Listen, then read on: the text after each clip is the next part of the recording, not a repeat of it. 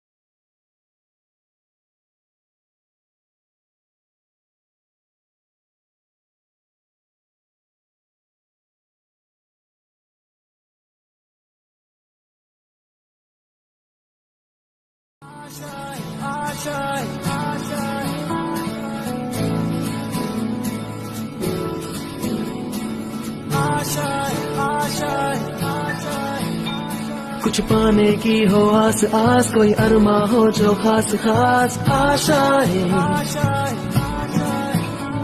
हर कोशिश में हो बार बार करे दरियाओं को आर पार आशाएं, तूफानों को चीर के मंजिलों को छीन ले आशाएं, ले दिल की उम्मीदें हंसे अब मुश्किल नहीं कुछ भी, नहीं कुछ भी आशाएं। नमस्ते जी सर, मैं जानना चाहूंगी कि ये जो कार्यशाला सेल्फ डिफेंस के लिए छात्राओं के लिए आयोजित कराई गई, इस पर आपकी क्या प्रतिक्रिया है? जो 6 दिन की ये कार्यशाला हुई, मुझे सबसे खुशी इस बात की कि हमारी जितनी भी बच्चियां थीं, स्टूडेंट्स थी, उन्होंने बहुत ही उसमें उल्लास और उमंग और जोश के साथ भाग लिया। तो मैं समझता हूं कि उनके लिए ये बहुत पॉजिटिव उनको मिला इसमें, इसलिए मुझे बहुत खुशी भी, और आगे भी इस प्रकार के प्रयास हम करते रहेंगे। धन्यवाद सर। अब हम जुड़े हैं कॉलेज के professor doctor Rakesh Upadhyay sir के साथ। सर नमस्कार। नमस्ते। नमस्ते सर, मेरा प्रश्न है कि आप इस सेल्फ डिफेंस की वर्कशॉप की क्या इम्पोर्टेंस समझते हैं हमारी जिंदगी में? देखिए, मैं तो एक मूवी का डायलॉग जो है कि पहले आवेदन फिर निवेदन और नहीं हो तो फिर धनाधन, तो तीनों चीज़ों को अपन साथ रखेंगे। बच्चों को बहुत अच्छा है, वैसे सारे हमारे स्टार है, और आज जो इन बच्चों ने सीखा तो ये शाइनिंग स्टार बन चुके हैं। तो कहीं नहीं, किसी भी चीज़ की कहीं भी ज़रूरत पड़ सकती है। तो हम इस तरीके से आगे बढ़ेंगे और सारे बच्चों को मैं शुभकामना दूंगा और आपके चैनल के माध्यम से भी मैं शुभकामनाएं दूंगा कि सभी बच्चे जो है इस तरीके से आगे बढ़े। Thank you. Thank you sir.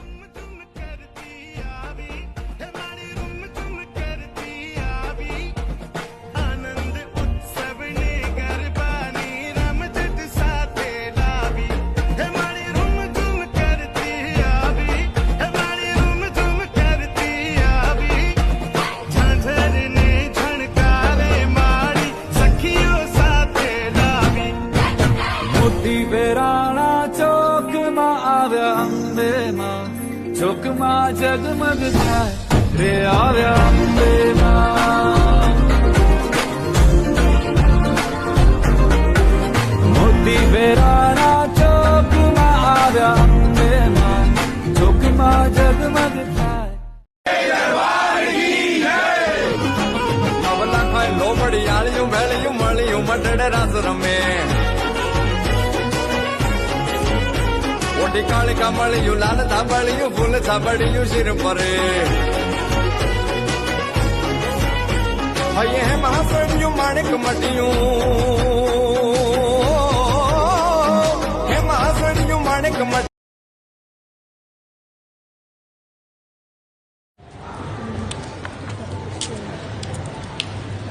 Hi, hello. बस बढ़िया। छुट्टियों का क्या प्लान है? कुछ नहीं, बस एमपी एक्सप्लोर करेंगे। एमपी में क्या रखा है? क्या रखा है? आओ दिखाते हैं एमपी में क्या रखा है।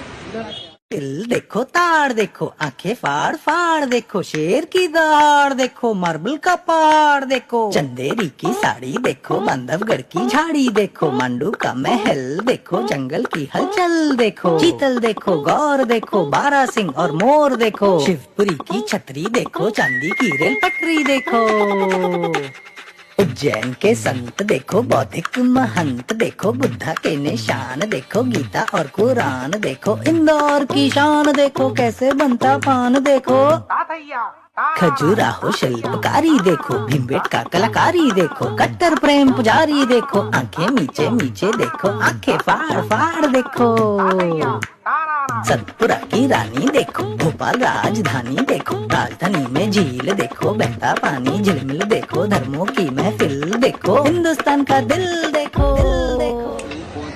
अब देखा हमारे एमपी में क्या रखा है? हाँ, एमपी बहुत खूबसूरत है, बहुत।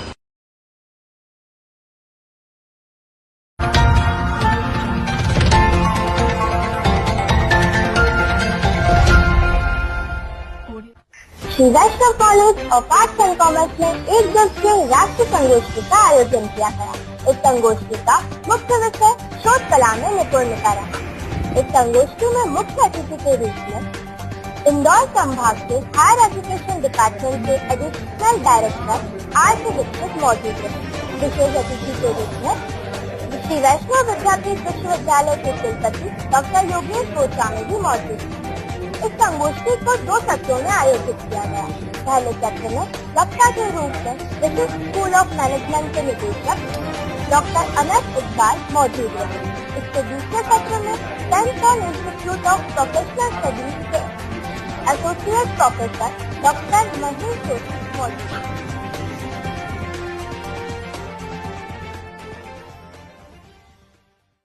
नमस्कार, आप देख रहे हैं SVCSE मीडिया ऑफिशियल और मैं कनिका सिसोदिया आप सभी का स्वागत करती हूँ। जैसे कि आप सभी जानते थे कि Shri Vaishnav college of arts and commerce में एक दिवसीय राष्ट्रीय संगोष्ठी का आयोजन होने वाला था और आज सिलसिले में हमारे साथ हमारे गेस्ट जुड़ चुके हैं डॉक्टर आर.सी. दीक्षित सर। तो आइए जानते हैं उनसे इस संगोष्ठी के बारे में। नमस्कार सर। नमस्कार। सर, हमारे दर्शक ये जानना चाहते हैं कि आज जो इस संगोष्ठी का आयोजन हुआ इसके क्या फायदे बाकी सभी लोगों को हो सकते? देखिए, रिसर्च का मेन मकसद ये है कि जो पहले से लोग काम कर, चाहे वो डिस्कवरी के रूप में हो, चाहे वो सर्च के रूप में हो, और वो चीज पब्लिश हो चुकी है, तो नए स्टूडेंट्स को उसमें ये देखना पड़ता है कि इसमें आगे स्कोप क्या है। मतलब कुछ ऐसा तो नहीं है कि जो हो चुका है वही फाइनल है, उसके आगे भी कुछ हो सकता है। मैं एक एग्जांपल के रूप में आपको बताऊं कि बहुत पहले की बात है, जब 16वीं शताब्दी के, कि तब पहले ये कहा जाता था कि डाल्टन ने एक सिद्धांत दिया था, अणु सिद्धांत। मतलब सबसे छोटी जो इकाई है मेटल की वो होती है अणु। पर उसके बाद पता लगा कि अणु नहीं, अणु भी तो टूट सकता है, मतलब वो भी किसी से मिलकर के बना है, तो परमाणु की इकाई को आ गई। अब बर्जिलियस साहब ये कहते रहे कि हाँ नहीं, वो तो परमाणु ही सबसे छोटा है, इसीलिए उसको परम अणु कहा गया। लेकिन उसके बाद पता लगा कि उसके अंदर न्यूक्लियस और इलेक्ट्रॉन और प्रोटॉन भी है। अब इलेक्ट्रॉन चक्कर लगा रहे हैं और उसके अंदर न्यूक्लियस में प्रोटॉन और न्यूट्रॉन है। तो फिर लोगों को लगा कि शायद इलेक्ट्रॉन और वो प्रोटॉन या न्यूट्रॉन जो है सबसे सूक्ष्म होंगे, सबसे छोटा इकाई होगा। तो नहीं, ऐसा भी नहीं है। न्यूक्लियस के अंदर जो प्रोटॉन है या न्यूट्रॉन है वो भी क्वार्क से मिलकर के बने हुए हैं। तो ये एक सतत प्रक्रिया है जिसमें ये चलता रहता है कि अभी क्या हुआ है, आगे क्या होगा। यही तो ई करने से विद्यार्थियों में यही तो चेष्टा आनी चाहिए, और हमारे टीचर्स को भी यही बताना चाहिए उनको। टीचर स्वयं भी कर सकते हैं और विद्यार्थियों को भी प्रेरित कर सकते हैं। क्यों? क्योंकि विद्यार्थियों में जो ग्रेस्पिंग होती है, जो सोचने की क्षमता होती है, वो थोड़ी सी ज्यादा होती है, क्योंकि वो ग्रोइंग एज है।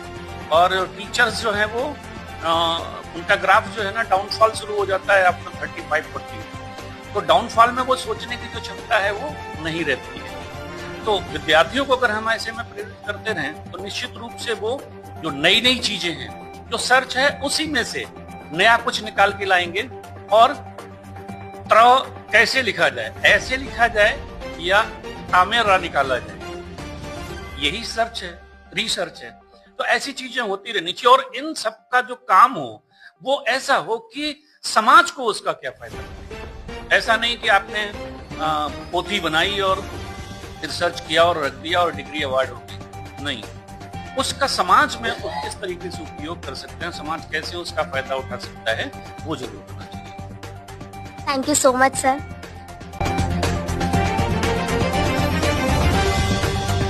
मुझे लगता है कि इस पर जितनी बात हो रही है बहुत अच्छी है, और ज्यादा भी होनी ही चाहिए, क्योंकि रिसर्च एक जो अब तरीका बना है उसमें रिसर्च एक पूरे तरीके के साथ होना चाहिए।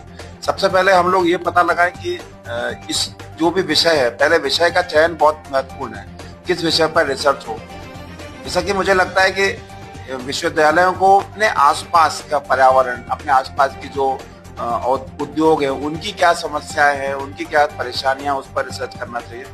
ऐसे विषय पहले हम लोगों को पता लगाने चाहिए। सबसे महत्वपूर्ण है कि हम किस विषय पर करें रिसर्च। तो जो आसपास के उद्योग हैं उनसे हम पूछें, जो आसपास के जो संगठन है उनसे पता लगाएं क्या किस चीज पर उनको जरूरत है, उनकी समस्याएं क्या है, पहले ये पता लगाना चाहिए। इसके बाद हमको रिसर्च के लिए पिछला क्या काम हो चुका है पिछले कुछ दशकों से, वो भी करके पता करना चाहिए। और जब दोनों चीजें जब हमको मिल जाए तब हमको पता रहना चाहिए गैप कहाँ पर है, कहाँ पर रिसर्च का गैप है। उस गैप को पूरा करने के लिए कौन सी मेथड हम लोग यूज करेंगे, क्योंकि बहुत सारी मेथड होते हैं, किसी एक काम को करने के कई तरीके। उसमें जो सबसे सही यहाँ पर रहते हुए कौन सा हो सकता है इस शहर में, इस देश में, उसको लागू करना चाहिए। कई बार ऐसा हो जाता है कि हम लोग जल्दीबाजी में कोई अच्छा काम ले लेते हैं हाथ में, बाद में मालूम पड़ता है कि वो रिसर्च पहले ही हो चुकी है। आपको मैं एक अच्छा याद दिलाना चाहूंगा, रामानुजम सभी लोग परिचित हैं। रामानुजम बहुत अच्छा गणित पर उनका कमांड था। उस कारण जब उनको विदेश में जाने का मौका मिला तो वहां जाकर उन्होंने देखा, बड़ा आश्चर्य हुआ। जब वो लाइब्रेरी में पहुंचे तो उन्हें लगा कि जो रिसर्च वो जिसको बड़ी शान थी, वो सोच रहा था कि मैंने बहुत अच्छी रिसर्च की और इसका नहीं विदेश में आप आया हूँ वहां पढ़ने। उनको मालूम पड़ा कि वो रिसर्च तो पहले ही हो चुकी है 5 साल पहले। और आपको शायद मालूम हो कि शायद उन्होंने फिर रेलवे पर जाकर आत्महत्या की कोशिश की, जिसमें उन्हें बचाया गया उनको समझाया गया। तो ये बड़ा एग्जाम्पल जो मैं लगातार लेता हूँ कि क्यों हमको पुराना पढ़ना चाहिए। कभी कभी कोई चीज रिसर्च ऑलरेडी हो चुकी है और हमको नहीं मालूम है, इसलिए हम नहीं करना लगते। तो एक ये करें और उसके बाद बहुत अच्छी तरह से करें और समाज उपयोगी जरूर है, जिससे जो हमारे SDG गोल है, यूनाइटेड नेशन ने कहा हुआ है 17 गोल है, इनको हमको अचीव करना है, चाहे वो बुक का हो, चाहे वो पर्यावरण का हो, चाहे वो क्लीन एनर्जी का हो, उनमें से कोई आप लिंक कर लें। ऐसा आप भी आप करेंगे तो आपकी रिसर्च बहुत काम की होगी और आपको भी बहुत फायदा होगा। आप सभी का बहुत बहुत धन्यवाद हमारे सेमिनार में जुड़ने के लिए, और ऐसी ही खास जानकारियों के लिए जुड़े रहिए SVCAC मीडिया ऑफिशियल पर। Thank you. अपने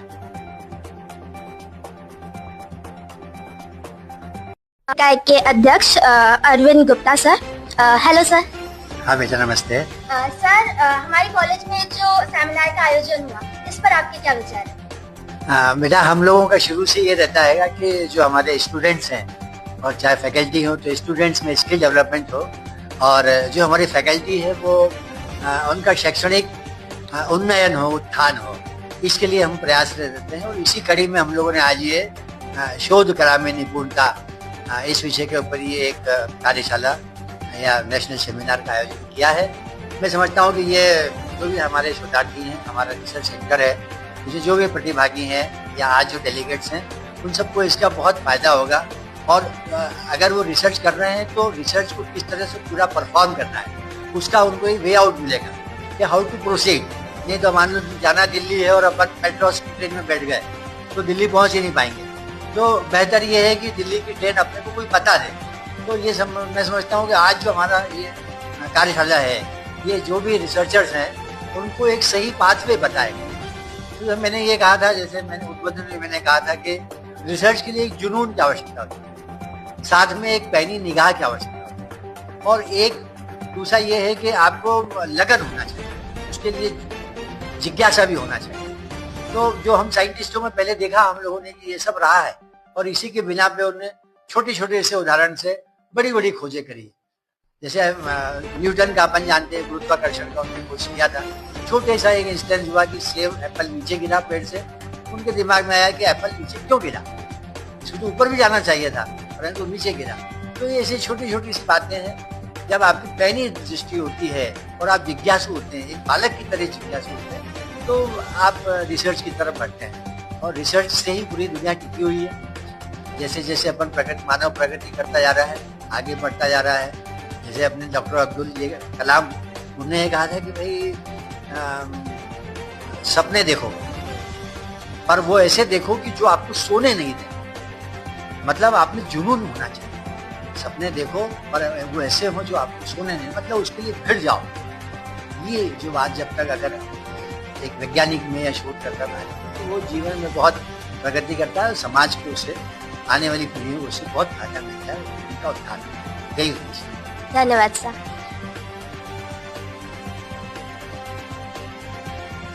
Shri Vaishnav college of arts and commerce में संभाग स्तरीय महिला टेबल टेनिस प्रतियोगिता का आयोजन किया गया। प्रतियोगिता में इंदौर, झाबुआ और खंडवा जिले की कुल 8 टीमों ने भाग लिया। कार्यक्रम में समग्र पर्यवेक्षक के रूप में गवर्नमेंट कॉलेज ऑफ खंडवा से डॉक्टर शुचि गुप्ता व चीफ रेफरी के रूप में गोविंद शर्मा मौजूद थे। कार्यक्रम में उपस्थित महाविद्यालय की शासकीय निकाय के अध्यक्ष श्री अरविंद गुप्ता ने कहा, टेबल टेनिस एक ऐसा खेल है जो एकाग्रता और लग्न से अगर खेला जाए तो खिलाड़ी अंतर्राष्ट्रीय स्तर तक अपनी पहचान बना सकते हैं। इस अवसर पर प्राचार्य डॉक्टर पारितोष अवस्थी ने खिलाड़ियों को बधाई पेश की। शासकीय निकाय के कोषाध्यक्ष अधीर अग्रवाल भी इस अवसर पर मौजूद थे।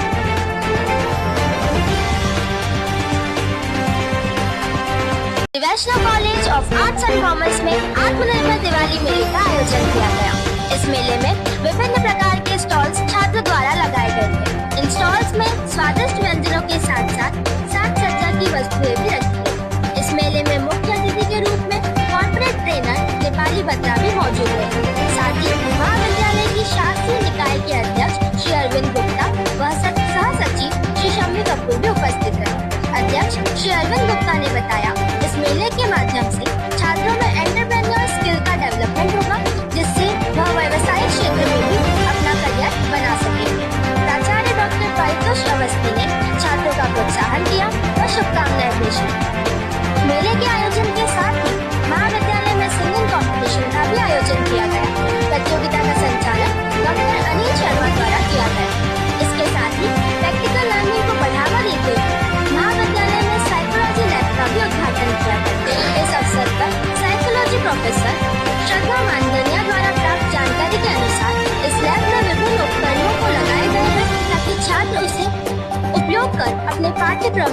मजबूती ला सके।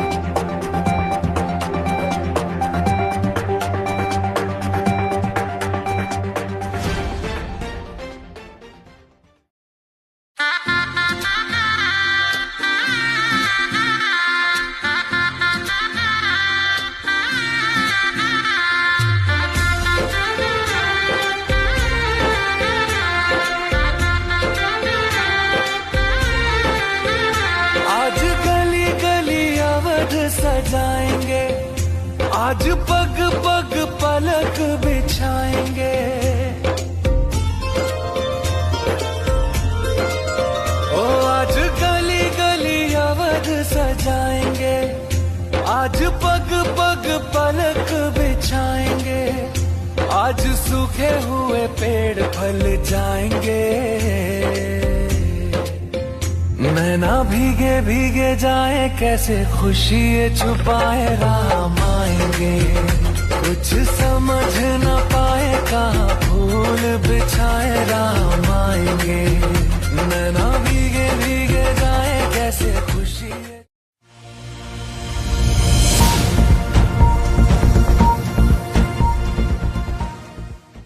Shri Vaishnav college of art and commerce में हुआ खेल सप्ताह का आयोजन। इस आयोजन का मुख्य उद्देश्य छात्रों में खेल गतिविधियों को बढ़ावा देने के साथ साथ खेल भावना को विकसित करना रहा।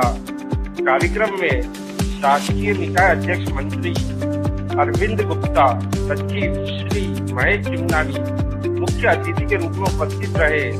अध्यक्ष श्री अरविंद गुप्ता ने छात्रों को संबोधित करते हुए कहा कि आज के इस प्रतिस्पर्धा के युग में छात्रों को मानसिक व शारीरिक दोनों रूप से स्वस्थ होना जरूरी है। खेल एक ऐसा माध्यम है जो छात्रों में स्फूर्ति के साथ साथ एकाग्रता को बढ़ावा देता है। सचिव श्री महेश चिमनानी ने छात्रों को उत्साहवर्धन करते हुए कहा कि छात्रों को पढ़ाई के साथ साथ कुछ समय खेल गतिविधियों में भी देना चाहिए, जिससे वे शारीरिक रूप से मजबूत बन सके तथा उन्हें खेल के क्षेत्र में आगे बढ़ने के लिए प्रोत्साहित किया।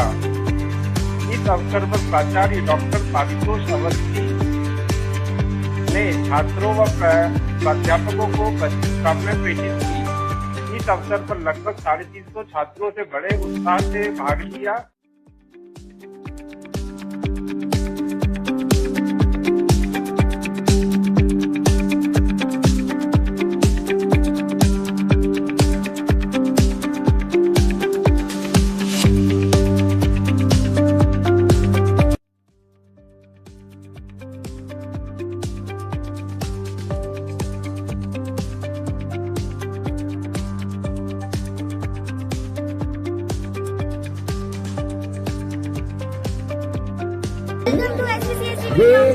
और आज Vaishnav college of arts and commerce में 1 वीक का स्पोर्ट्स वीक ऑर्गेनाइज हो चुका है और इसी सिलसिले में शासी निकाय के अध्यक्ष श्री अरविंद गुप्ता सर हमारे साथ मौजूद हैं।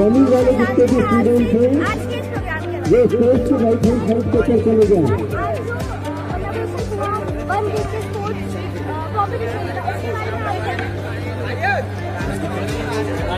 मैं ये बात बताना चाहता हूँ कि बच्चों में मानसिक विकास के साथ साथ शारीरिक विकास इसकी भी बहुत महत्ता होती है। इसी को ध्यान में रख के हम लोग वार्षिकोत्सव के पहले ये खेल आयोजन का साप्ताहिक कार्यक्रम आयोजित किया है और मैं चाहता हूँ जिसमें हमारे 100% बच्चे पार्टिसिपेट करें। उनको भले सफलता मिले या न मिले, आज नहीं मिली तो कल मिलेगी, परंतु पार्टिसिपेशन महत्वपूर्ण है।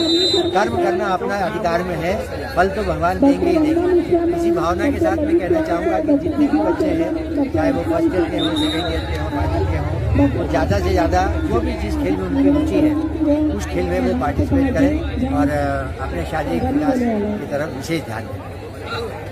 लड़कियों में दौड़ के लिए आरुषि देव, तन्वी पांचाल, ईशा नामदेव, फरीदी, राजनंदनी, सुरभि राठौर, क्या है हमारे जो देश में खेलों के लिए प्रोत्साहन मिल रहा है सभी लोगों को, उसके लिए मैं हमारे यशस्वी प्रधानमंत्री माननीय नरेंद्र जी मोदी को धन्यवाद देता हूँ।